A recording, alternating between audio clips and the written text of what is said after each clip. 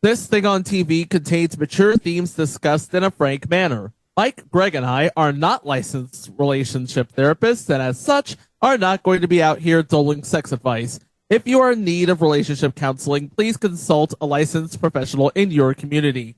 Because that ain't us. We're just three friends watching a TV show and talking about it. And we're horn dogs. And we're three cucks. Wait, we have something in common with MacGruber? Darn right we do. But wait a minute. Chico, did you say a professional? I said licensed professional. A professional. Thanks, Cheek. Oh, where were we? Oh, yeah. Listener discretion is advised. Theme music! An anthology about the bad, the short-lived, and the forgotten shows and events in television history. This is It Was a Thing on TV. Punisher! Control! Hurry before I change my mind! I give you Super Train.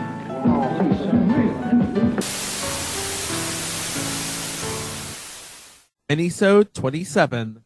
Submission number 290. Can't believe you got me saying this.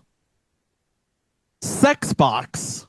Sexbox aired on WeTV from February 27th, 2015 to April 6th, 2015 for 6 episodes, 4 of which went unaired.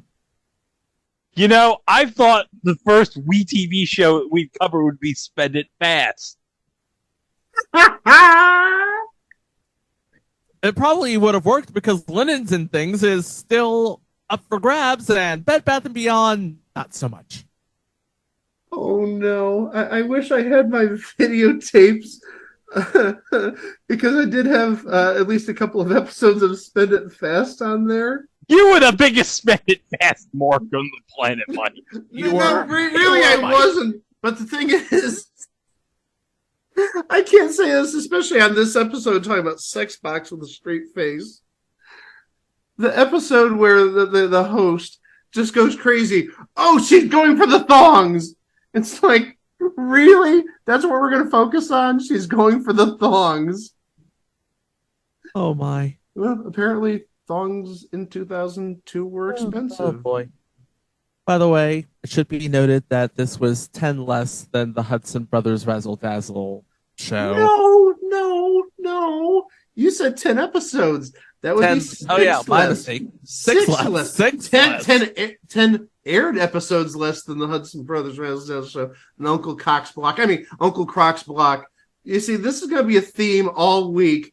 Yeah, stick around. Wait till we have for you later this week. But yeah, 10 episodes more that aired, 6 more episodes total. Yes. Yeah. Now let's go run for those thongs. Sexbox contains discussions of a frank sexual nature. Viewer discretion is advised. Tonight, 3 couples in crisis with nowhere else to turn. Oh, God. Will take part in the most radical therapy ever seen on television. Welcome to Sexbox.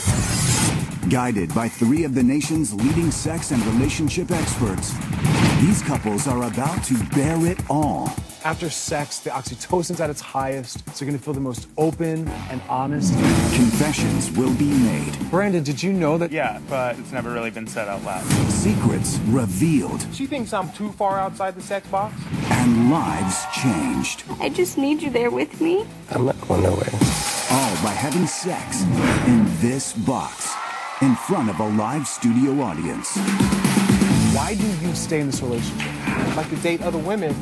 It won't work for me. I don't know if this is kinky or crazy. I'm serious. It's a groundbreaking, relationship-saving experience. Right here, right now. Can we agree you're not going to do this? I can't guarantee that. Our experts are Dr. Fran Walfish, relationship psychotherapist to the rich and famous, published author and keeper of Hollywood's bedroom secrets. Clinical psychologist Dr. Chris Donahue, cutting-edge sex therapist, and controversial voice in the study of relationships in the 21st century. And Dr. Yvonne Capehart, a renowned pastor and spiritual advisor to couples in serious crisis. All three are at the top of their field and here to help these couples through their most intimate issues in the most transformative therapy ever captured on TV. This is Sex Box. So this week, we're doing 3 episodes. Well, they kind of sort of have a similar theme. They're not all about the same thing, but you'll see when we get to future episodes. Later this week, on the 9th of June, is National Sex Day. Look at the date. 6/9. Nice.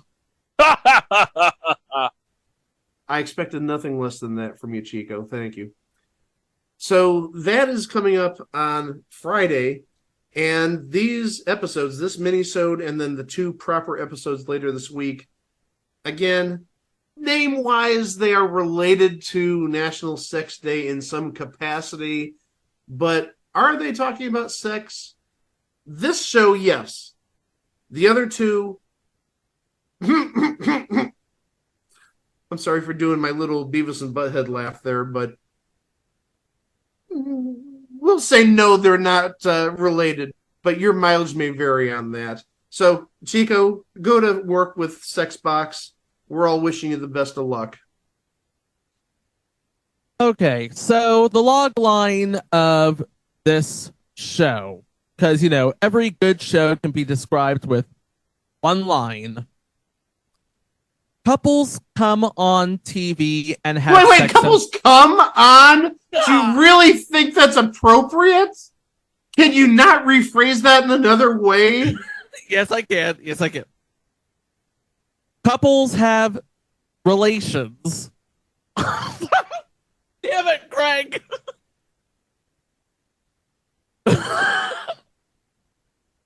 This is going to be the longest minisode I think I've ever gone through. And this is all staying in. This is great. This is magic right now. Okay, this is going to be like the Winds of Whoopi. Speaking of National Sex Day, the Winds of Whoopi. Oh my gosh. Hashtag Whoopi in remembrance. Get it together, Chico. You're a professional. A professional. Okay. So, the log line. Couples in crisis try and solve their crisis by going on TV and having sex in front of a televised audience and a live studio audience. In the cube. Of course, because, there are only so many things that they can get away with. All right, so here's, more detail, I guess you could say. The show is based on a British show that was hosted by Mariella Frostrup, which, if you remember the original version of Coupling, was the object of Jack Davenport's desire. Also kind of looks like Sarah Alexander, so I totally get that. But yeah, Mariella Frostrup, British journalist and presenter, known for radio and arts programs. Other known entities on the original show: noted American author, pundit, journalist, and LGBT community activist Dan Savage, and Steve Jones, who hosted one season of The X Factor before Fox gave him the old heave-ho in favor of Mario Lopez. WeTV decided to team up with Relativity Television to bring the show to America, thinking that we had the mindset to talk about not just sex, but relationships in general. So, how does this show work? We have a panel of 3 noted relationship experts.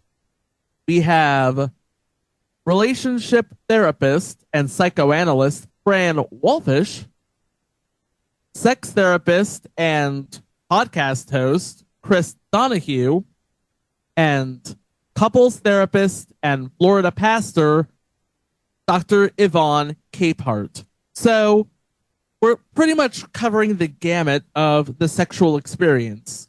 Physical, mental, spiritual. It's the perfect balance. Couples arrive on stage and face our three panelists and basically get down to the nitty-gritty of why they are there, which is basically, couples therapy, boring stuff, tame, milk toast. And then, let me paraphrase what Chris would say. He would say, well, obviously, we can't jump into bed with you. The closest thing we do have, though, is the sex box. When you're in the sex box, you're going to have your choice of whatever makes you feel comfortable. And you're just going to go in and do what comes naturally. Do what comes naturally. I'm sorry. I have the maturity of an 8-year-old. I'm sorry. You're giving yourself too much credit, Mike. 8-year-old. And then you're going to come out and we're going to... Why did it come out again? Oh my God. I'm a 6-year-old. I'm sorry. And then once you exit the sex box, we're going to get a chance to talk about your experience, because once you've had sex, your endorphins kick in, your oxytocin is at its highest, you are your most open, your most vulnerable, and your most truthful self. Science proves this. Are you ready to enter the sex box? And usually there's some hemming and hawing and whether they want to do it or not. And then they just say, okay, cue the audience. And everybody goes into the sex box and in front of God, country, and flag in an isolation studio, very soundproof, I should say, they get down to business. I think one thing needs to be added here regarding the sex box. Yes, it's like the cube, but one vast difference. The sex box is not transparent. There are sides you cannot see in it. It's not voyeuristic. The three therapists are not being cucks in the true sense. They do have some sort of privacy. It's very tasteful. Very tasteful. Yeah, supposedly, from what I've heard, it's supposed to be set up like a bedroom. At least in terms of, hey, you've got this bed here. It isn't just like, here's like a $20 cot, get to work and come on out in 10 minutes. It's actually sort of like a bedroom. I mean, a bedroom would be, about 10 by 10? And I'm guessing the sex box probably had similar dimensions. Again, it's about the size of the cube from what I've seen, maybe a little smaller. And I think the cube is something like maybe 14 by 10 or 14 by 12. So that's bigger than a normal bedroom.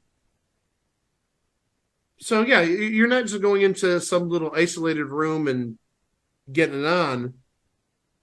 This isn't the Hotel No-Tell. This is a suite built for television. Whatever you say, Chico. But yeah, it's bedroom shaped or bedroom sized, let's say. It isn't just some small little contraption or container where there's no room for moving, if you will. Boy, maybe that came out entirely wrong, but whatever.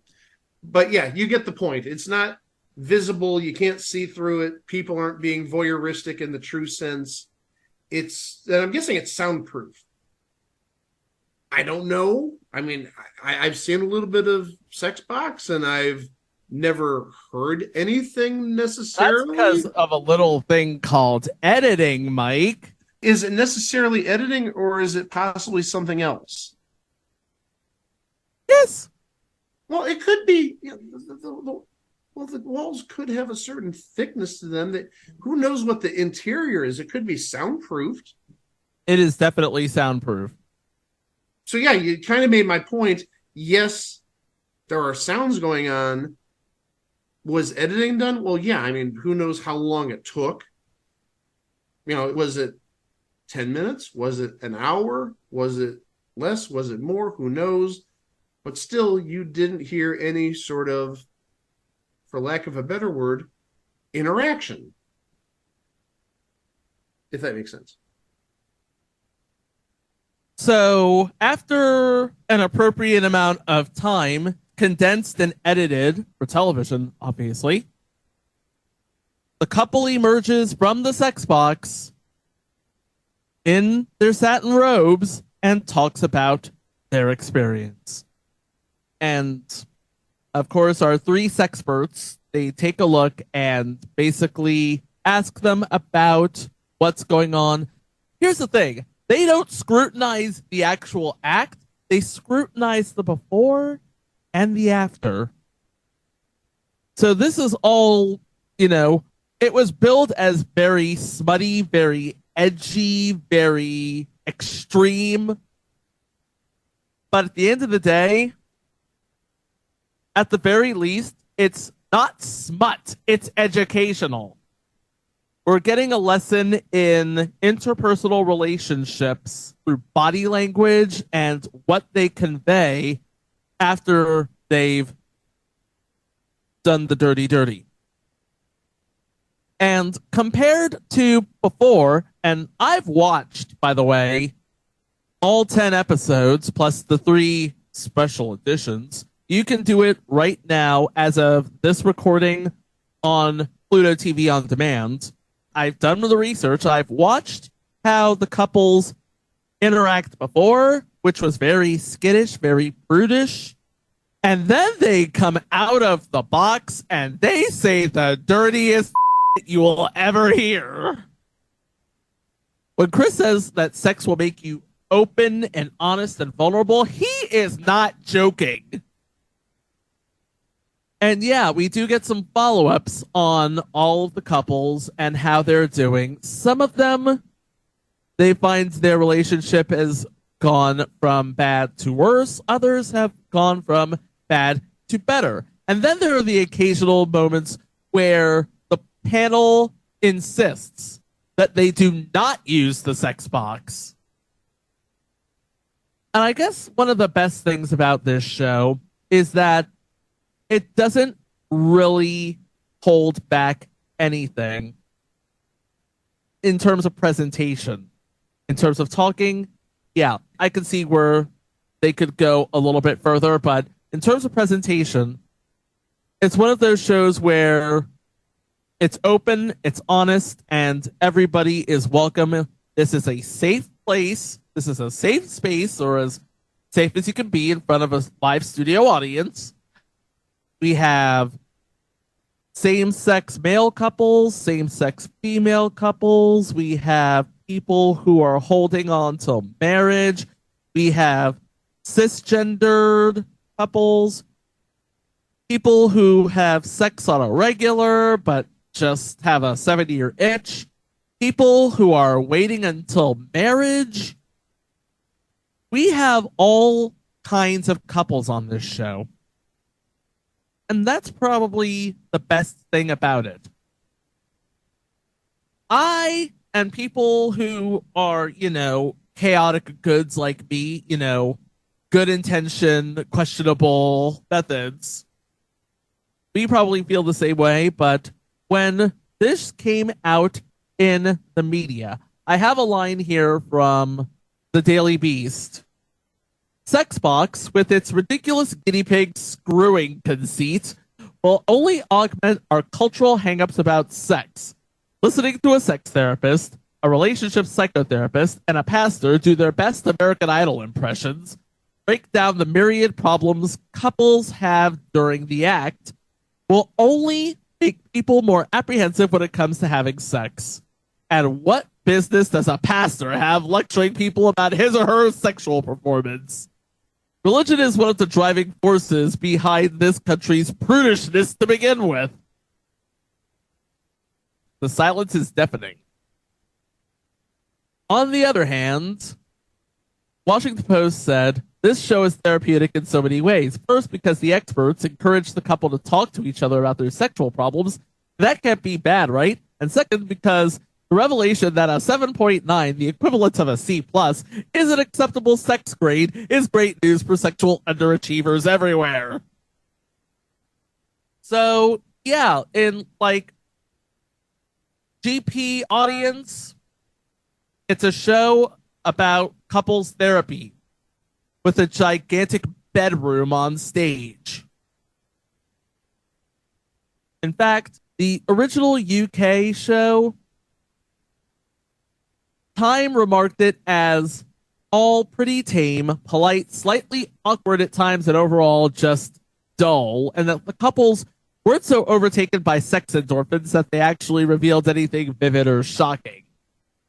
So yeah, America was sold sex on television, and what do we get? Couples therapy on television.